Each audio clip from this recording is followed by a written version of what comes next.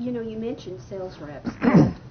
A lot of our franchisees are what we call selling owners. Sure. Sales is just one of the hats that they have to wear. Sure. So they have some unique challenges. They do. When it comes to the issue. I understand you have a new program that targets specifically the needs of selling owners. I do, yes. And one of the biggest things that I hear about that is time management.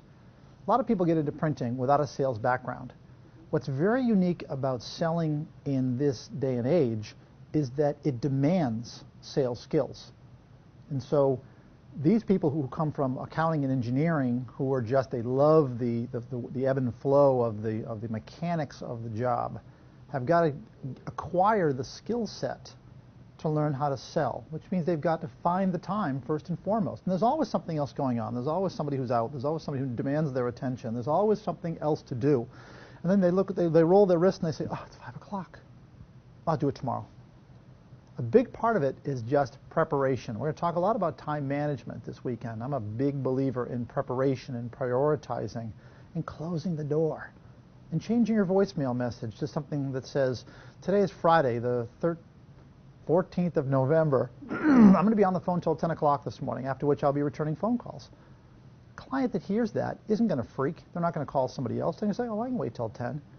That gives the selling owner time to sell. So but the selling owner also has a benefit. He or she is the owner.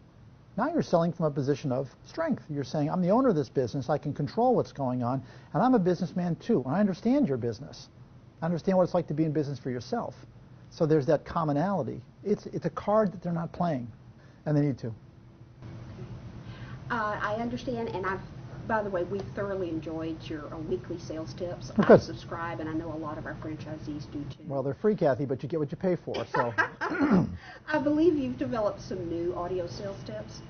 I do. I have a series of MP3s which can be downloaded to your iPod. You can burn them to a CD. You can listen to them right from your computer.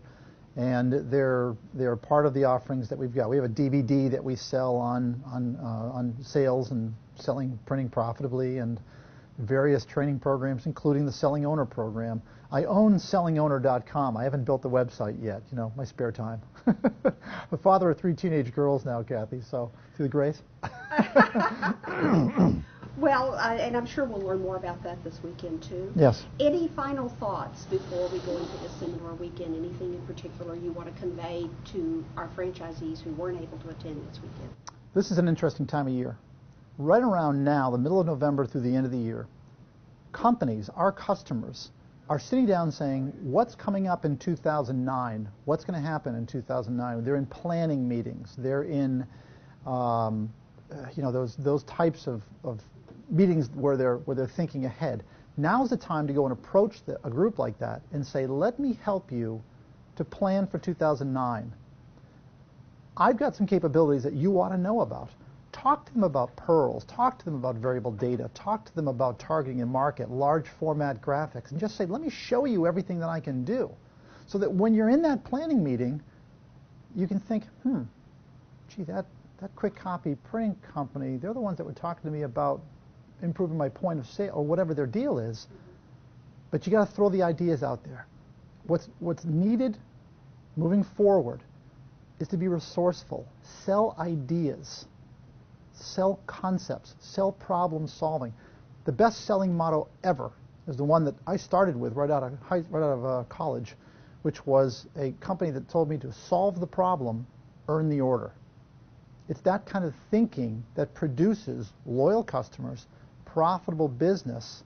It's all through a better attitude. I mean, it's the fundamentals. The fundamentals, I'm a big Dale Carnegie guy, the fundamentals never change. Improving your sales has to do with diligence, number one. Make the calls. Call quality, creativity, differentiation, and then dumb, stinking, rotten luck. But the luckiest people I know are the hardest working people I know. It's not complicated. It's a process. It's accountability. Again, father of 3 teenage girls, I am the professor of accountability. and optimism and confidence. You know, you got to believe. You got to get up every day and do that Mel Fisher thing. Today's the day.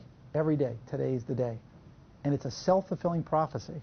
Because the alternative, Kathy, is you wake up and say, I hope I survive the day. And if that's your goal, then that's what you get. What you think expands. That's the law of attraction.